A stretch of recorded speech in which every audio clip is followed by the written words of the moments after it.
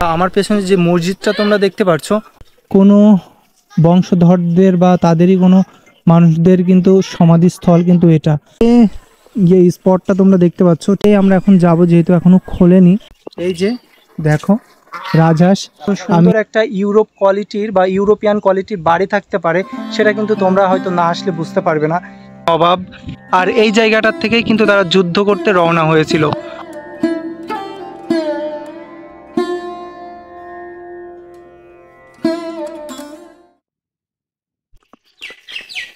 Hello বন্ধুরা, welcome to my channel Yadav blog. চলে এলাম নতুন একটা ভিডিও নিয়ে। আর আজকে আমি কোথায় আছি সেটা তোমরা কিন্তু বুঝতেই পেরেছো। আজকে আছি আমি মুর্শিদাবাদ, আর এটা হচ্ছে মুর্শিদাবাদ স্টেশন। আমি ঠিক ওই সাইডটাতে নেমেছিলাম, আর ওখান থেকে চলে এলাম এই সাইডটাতে, মানে একদম লাস্টের দিকে লালগোলা যাওয়ার দিকে। আমি আজ কোথায় যাব, কি করতে এলাম এখানে, সেটাই তোমাদের জানাবো। আজকে আমি বেসিক্যালি যাব মতিঝিলে। তো মতিঝিল আমি যাইনি, আমার ফার্স্ট টাইম হবে আর কি।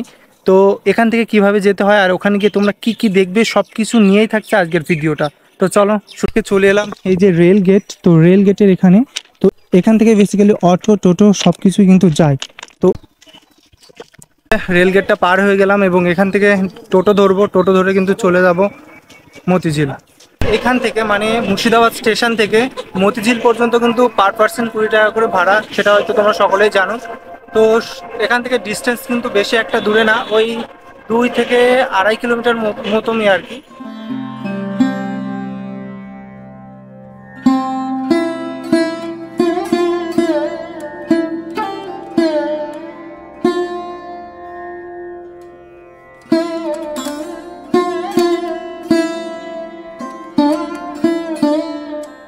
তো বন্ধুরা ফাইনালি কিন্তু আমরা নেমে পড়লাম এই যে এখানে, মানে মতিঝিল পার্কের অনেকটা সামনে কিন্তু আমাদের নামিয়ে দিল।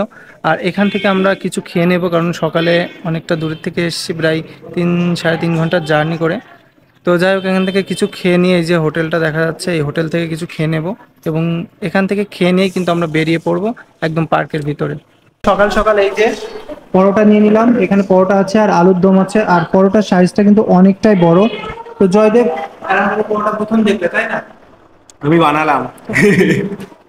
খাওয়া দাওয়া করে কিন্তু চলে এলাম মতিঝিল পার্কের সামনে। আর এই পাশে কিন্তু গ্যারেজের যে একটা ইয়ে আছে সেটা কিন্তু আছে। অনেকে আবার এখানে আসে গ্যারেজে, মানে সাইকেল টাইকেল নিয়ে, গাড়ি টাড়ি নিয়ে। তারা এখানে এসে কোনো দুশ্চিন্তা করার কোনো দরকার নেই, কেননা এখানে কিন্তু গ্যারেজও আছে, তোমরা কিন্তু গ্যারেজ করে রাখতে পারবা। চলে এলাম একেবারে কাউন্টারের সামনে। আর এটা হচ্ছে কাউন্টার, কাউন্টার এখনো খোলেনি দেখছি। তো যাই হোক, জানি না কখন খুলবে, অনেকে কিন্তু চলে এসছে অলরেডি। মতিঝিল পার্কের গেট যেহেতু খুলেনি, সেজন্য পাশেই কিন্তু একটা মসজিদ আছে, এটা কিন্তু মতিঝিল মসজিদ। তো এই মসজিদের ভিতরে আমরা ঢুকলাম, তো ভিতরটা একটু দেখাই তোমাদের, চলো। এটা হচ্ছে মসজিদের সামনের সাইডটা, আর এটা হচ্ছে গেট, মেইনলি ওটা কিন্তু গেট ছিল, আর এটাও কিন্তু গেট। আর এই যে এটা দেখতে পাচ্ছ, এটা হচ্ছে সেই মসজিদ। আর তোমরা অনেকেই দেখে বুঝতে পারছো যে এই সব মসজিদের মানে স্ট্রাকচারটাগুলো মানে কত বছরের আগেরকার। এই পাশেও কিন্তু সেই একই ইয়ে দেখা যাচ্ছে।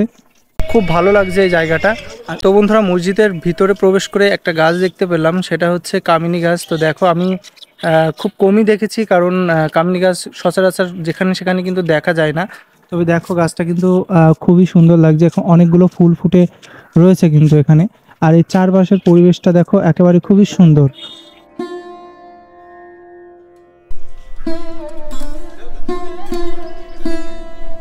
আর ভিতরে ঢুকতে এই মসজিদটা কিন্তু খুবই সুন্দর লাগছে, সেটা তোমাদের দেখাই, দেখো।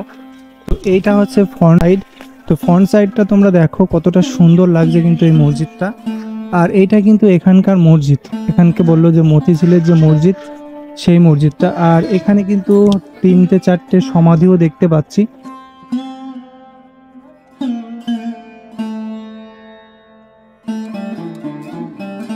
ওখানে কিন্তু লেখা আছে এই মসজিদটা তৈরি করেছিলেন নবাব মোহাম্মদ নওয়াজ আলী খান।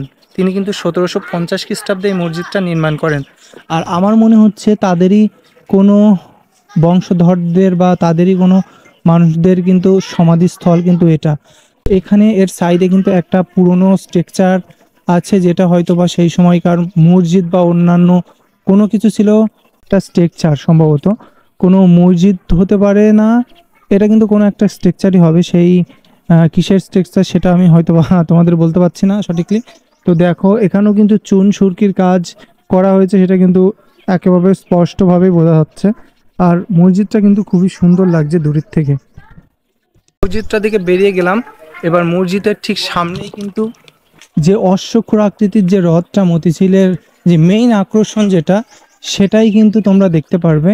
আর এই রাস্তাটা কিন্তু খুব সুন্দর করে মানে মার্ক করে প্লাস সুন্দর করে কিন্তু বাঁধানো হয়েছে। আর ওই পাশে মানে মতিঝিলের ওই পাশে কিন্তু প্রচুর অতিথি পাখি বা যাই বলি প্রচুর পাখি, তোমরা হয়তো দেখতে পাচ্ছ কিনা জানি না, প্রচুর পাখি কিন্তু ওখানে রয়েছে। পুরো যে চরটা পড়ে গেছে মাঝখানে, ওই চরেতে বিভিন্ন ধরনের পাখিরা কিন্তু এখানে আসে। কিছু জায়গা এবং তার ইতিহাস আমাদের এমন একটা সময় নিয়ে যায়, সেটা কিন্তু আমরা বুঝতেই পারি না। আর তেমনি কিন্তু এই মতিঝিলটা, এটার ইতিহাস কিন্তু অনেকেই জানে। এখান থেকেই কিন্তু বাংলার যে নবাব ছিলেন, নবাব সিরাজউদ্দৌলা, তিনি কিন্তু এখান থেকেই যুদ্ধের জন্য প্রস্তুতি শুরু করেছিলেন। সেটা কিন্তু ওই পার থেকে, মানে ওই যে স্পটটা তোমরা দেখতে পাচ্ছ ঠিক ওই সাইড থেকেই।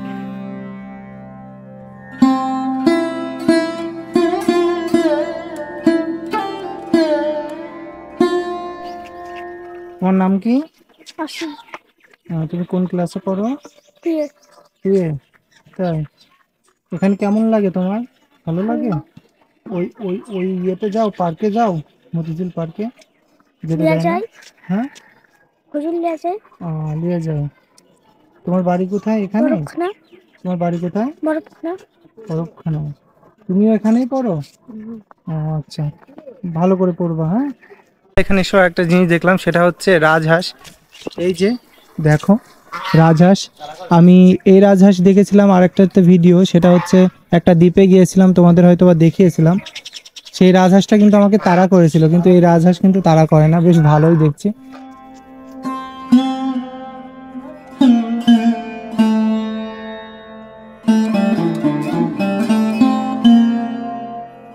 ফাইনালি কিন্তু এই যে টিকিট নিয়ে নিলাম, জন প্রতি কিন্তু 30 টাকা। আর 5 বছরের ঊর্ধ্বে যারা, তাদের কিন্তু 30 টাকা করেই নেবে। আর যারা 5 বছরের নিচে, তাদেরকে কিন্তু কোনো এন্ট্রি ফি বা কোনো টিকিট কাটতে হবে না। তো বন্ধুরা, ফাইনালি কিন্তু ঢুকে পড়লাম ভিতরে। আর ভিতরে ঢুকতেই কিন্তু তোমাদের একটা জিনিস দেখায়, সেটা হচ্ছে মীর মদনের কামান। তো মীর মদনের কামানটা কিন্তু এখানে রাখা হয়েছে। আর তোমরা কিন্তু অনেকেই জানো যে মীর মদন যে সাহসিকতার পরিচয় দিয়েছিল পলাশীর যুদ্ধে, সেটা কিন্তু অস্মরণীয় একটা সাহসিকতার পরিচয়। আর এইটা হচ্ছে সেই মীর মদনের সেই কামান।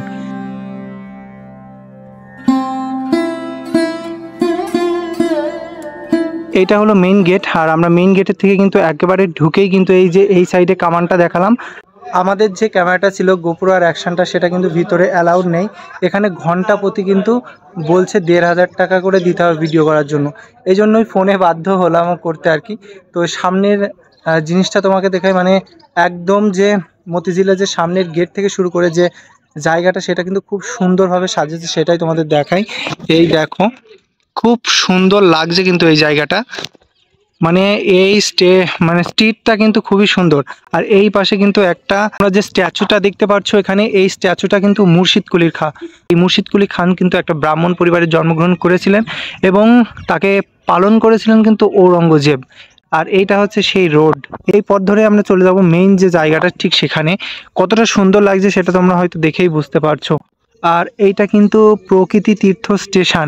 এখানে একটা স্টেশনের আদলেও কিন্তু একটা তৈরি করেছে। এই পাশে কিন্তু একটা ছোট্ট করে পার্ক, এই পাশে কিন্তু একটা কটেজও রাখা হয়েছে, এই পাশে কিন্তু একটা টয়লেটও রাখা হয়েছে। তোমাদের টয়লেটের প্রবলেম হলে এখানে টয়লেট করে নিতে পারো।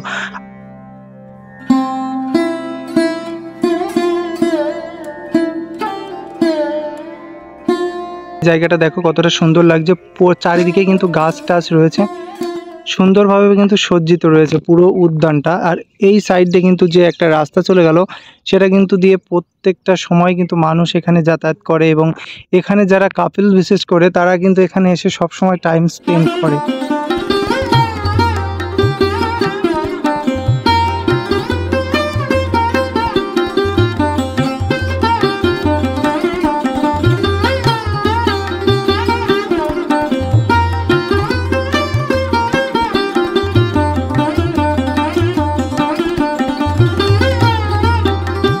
তো বন্ধুরা ফাইনালি চলে এলাম এই যে বিশ্ব বাংলা যে একটা স্ট্রাকচার দেওয়া আছে ঠিক সেখানে। আর এখানে কিন্তু একটা গোল চত্বর করা আছে যেটা কিন্তু খুবই সুন্দর লাগছে। আর এই দিক দিয়ে তোমরা দেখতে পাচ্ছ কাপলরা এদিক দিয়ে যায়, এদিক দিয়েও কিন্তু যায়। আমরা যেহেতু এখানে এসেছি কেমন কেমন একটা মনে হচ্ছে, তবে এটা কিন্তু কাপলদের জন্য বেস্ট একটা ঘোরার জায়গা। যদিও বা ঐতিহাসিক জায়গা, তবুও কিন্তু কাপলদের জন্যই বেস্ট এই জায়গাটা। তো জয়দেব, তুমি কি বলো, এই জায়গাটা কেমন কাপলদের জন্য? কাপলদের জন্য গোল্ডেন, আমার জন্য আয়রন। তো যাই হোক বন্ধুরা, তো চলো আমরা এখান থেকে এটা দেখলাম, এবার আমরা এই সাইডটাতে ঘুরবো বিশ্ববাংলা গেটের ঠিক পেছনের সাইডটা থেকে। আর এখানে আসতেই তোমরা কিন্তু এই ম্যাপটা দেখতে পারবে, আর এই ম্যাপ অনুযায়ী কিন্তু তোমরা এই মতিঝিলে ঘুরতে পারবে। তো আমরা মেইনলি এই যে বিশ্ববাংলা গেট বি লেখা আছে ব দিয়ে, এখানে আমরা আছি। মানে এখনও আমরা অনেকটা ঘোরা বাকি, মানে একদম বলা যায় 10%-এর মতো আমরা ঘুরেছি, এখনও বাকি রয়েছে 90%। এবার আমরা এখান থেকে স্টার্ট করব। দেখো এখান থেকেও কিন্তু বেশ সুন্দর লাগছে চারিদিকটা।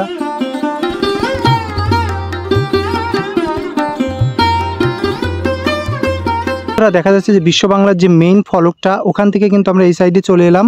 আর এই সাইডে আসতেই কিন্তু তোমরা এই যে মতিঝিলের যে অশ্বক্ষুর আকৃতির যে হ্রদটা, তোমরা কিন্তু সেটা দেখতে পারবে। এখানে কিন্তু লেখা আছে যে বোটিং করা হয়, তোমরা যদি চাও এখানে নৌকায় কিন্তু ঘুরতে পারো। এখানে কিন্তু বোটিং সিস্টেম আছে। এই যে অশ্ব আকৃতির যে হ্রদটা আছে, এই হ্রদে কিন্তু তোমরা বোটিং করে কিন্তু ঘোরাফেরা করতে পারো। আর এই হ্রদটা কিন্তু অনেকটাই বড়, আর মাঝখানেই কিন্তু এই মতিঝিল পার্কটা বলা যায়। তো বন্ধুরা, যে রাস্তা দিয়ে আমি হাঁটছি সেই রাস্তাটা তোমরা দেখতেই পাচ্ছো, খুবই সুন্দর। কিন্তু এই পাশে মানে আমার পেছনে কিন্তু আছে যেই হ্রদটা, আর এই পাশে আছে সেই পুরো দ্বীপটা। মানে একটা বলা যায় যে দ্বীপের মতোই কোয়ালিটির, চারিপাশে সব জলে ভরা, মাঝখানে একটা দ্বীপ। তবে এই কথাটা বলতে পারি যে এখানে মানে মতিঝিলে এসে তোমরা কিন্তু বোর হবে না। আর মতিঝিলটা কিন্তু অনেকটাই বড় এরিয়া। আর এখান থেকেই কিন্তু প্রথম নবাব আর কি ইংরেজদের বিরুদ্ধে যুদ্ধ ঘোষণা করে। এই পাশে কিন্তু অনেকগুলো ফুলের বাগান দেখতে পাচ্ছি। আমরা কিন্তু অনেকটা দূরে আছি। ওই পাশে যে একটা রেস্টুরেন্ট বা রিসর্ট টাইপের ছিল, ওখান থেকে ঠিক এর অপোজিট সাইডে কিন্তু তোমরা এই বাগানটা দেখতে পারবে।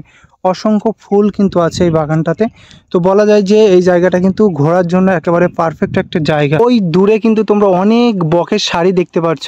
তো বন্ধুরা, এই সব দৃশ্য কিন্তু এই সব এলাকায় সম্ভব।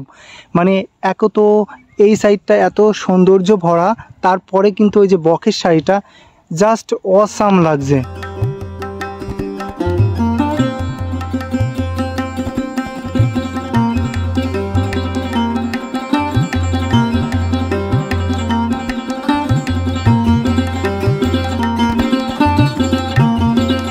জিনিস দেখে আমি কিন্তু সত্যি অবাক হয়েছি।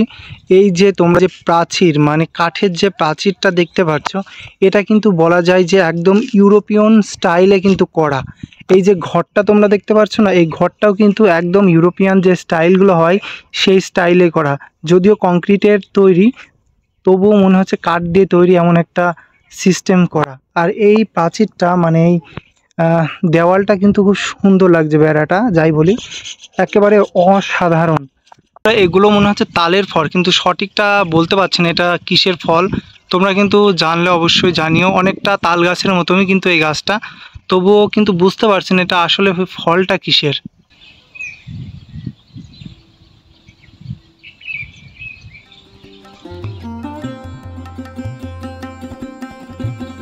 তো বন্ধুরা, আমি বলে না, যে কেউ দেখলে কিন্তু 1 মিনিটের জন্য ভুলে যাবে সে কোথায় আছে। এই মুর্শিদাবাদের মতিঝিলে যে এমন সুন্দর একটা ইউরোপ কোয়ালিটির বা ইউরোপিয়ান কোয়ালিটির বাড়ি থাকতে পারে, সেটা কিন্তু তোমরা হয়তো না আসলে বুঝতে পারবে না। চারিদিকটা এত সুন্দর করে সাজিয়েছে, মানে দেখলেই মনে হবে যে কোনো ইউরোপ দেশে চলে এসেছি। তো পুরো জায়গাটা এতটা সুন্দর এবং কাট অ্যান্ড ক্লিন, যেটা তোমরা হয়তো বা না দেখলে কিন্তু বুঝতে পারবে না। বিশ্ব বাংলার যে গোল চত্বরটা আমি তোমাদেরকে দেখিয়েছিলাম, সেটার থেকে সোজা চলে আসলে এই রোড, আর এখানে চলে এসে ঠিক এই সাইডে যে পর্যটন কুঠির, এটাকে বলে পর্যটন কুঠির, মানে দূর দূরান্ত থেকে যারা রিসোর্ট টাইপের ভাড়া টাড়া করে তারা কিন্তু এসে এই জায়গাটায় থাকে। তো এই সোজাটাও কিন্তু অনেকটা সুন্দর। পাশেই কিন্তু আছে এই যে ঝর্ণা টাইপের একটা ঝিল, আর এখানে কিন্তু যে ঝর্ণা টাইপের যে আলোকসজ্জা হয় সেটা কিন্তু খুব সুন্দর হয়। সেটা বর্তমান মনে হয় রাতেই শুধু করানো হয়। তো এখানে কিন্তু খুব সুন্দরভাবে এই কৃত্রিম উপায়ে যে পুকুরটা তৈরি করা হয়েছে, তার মাঝখানেই কিন্তু এই সৌন্দর্যে ভরা যেই জলের একটা আর্ট, সেটা কিন্তু রাত্রেবেলা দেখানো হয়। আর এই জায়গাটা দিয়ে যখন আমি হাঁটছি, কি বলবো তোমাদের, সুন্দর বাতাসের সাথে সুন্দর প্রকৃতি, একেবারে মনে হচ্ছে যে খুব সুন্দর একটা জায়গায় চলে এসেছি।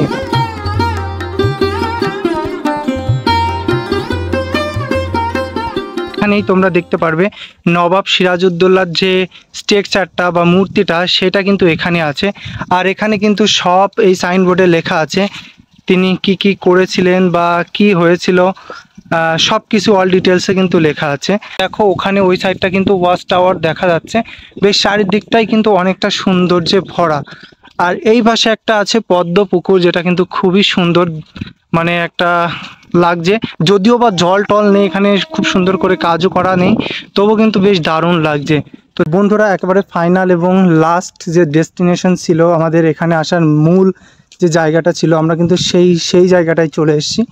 আর এটা হচ্ছে ট্যুরিস্ট শেল্টার, মানে খুব সুন্দর একটা শেল্টার কিন্তু এখানে করা হয়েছে। এমন শেল্টার কিন্তু অনেকই আছে এখানে। আর এটা হচ্ছে মেইন ফলক, ষড়যন্ত্রের পটভূমি, ঠিক আছে? মানে এই কথাটা কেন এখানে বলা হচ্ছে সেটার একটা মানে তো তোমরা বুঝতেই পারছো কেন ষড়যন্ত্রের পটভূমি বলা হয়েছে। এই জায়গা থেকেই মেইন যে ষড়যন্ত্রটা হয়েছিল, ইংরেজরা ক্ষমতা দখল করেছিল, যে ষড়যন্ত্রটা হয়েছিল ঠিক এখান থেকেই।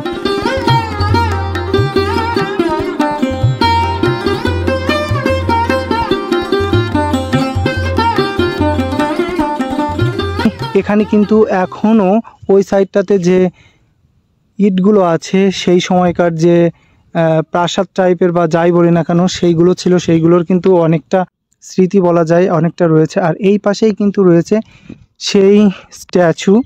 আর এই স্ট্যাচুগুলো দেখে তোমরা হয়তো বা বুঝতে আর বাকি রাখোনি যে এই জায়গাটা যে মিটিংটা হয়েছিল, যেটাতে ছিলেন ব্রিটিশরা প্লাস নবাব সিরাজউদ্দৌলার যে প্রিয় মাসি ঘসিটি বেগম এবং জগৎ শেঠ সহ মীর জাফররাই কিন্তু এই জায়গাটা ছিল, বা এই জায়গাটাই কিন্তু তারা যে ষড়যন্ত্র বা চক্রান্ত করেছিল নবাবের বিরুদ্ধে, সেই জায়গাটার ঠিক পাশেই আছে মেইন যে আকর্ষণীয় জিনিসটা, সেই জায়গাটা।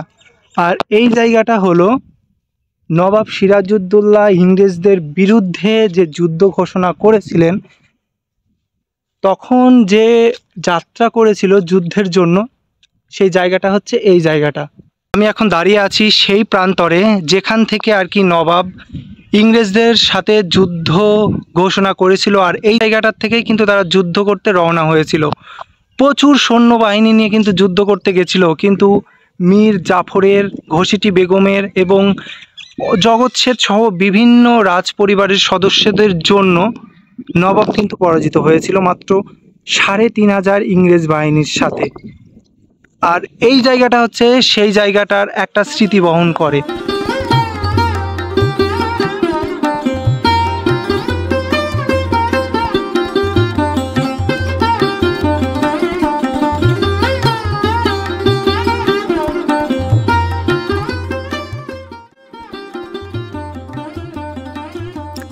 সত্যিই বন্ধুরা, শত্রুর উপর বিশ্বাস করে নবাব যে ভুলটা করেছিলেন তার খেসারত দিতে হয়েছিল প্রায় ২০০ বছর। কি নির্মম অত্যাচারই না করেছিল আমাদের এই সাধারণ ভারতীয়দের উপরে। তো আজকে এই ভিডিওটা এই পর্যন্তই। নতুন কোনো ভিডিও নিয়ে নতুন কোনো জায়গায় দেখা হচ্ছে, সেই পর্যন্ত ভালো থাকবে, সুস্থ থাকবে। আর আমার চ্যানেলে নতুন হলে কিন্তু অবশ্যই সাবস্ক্রাইব করবে।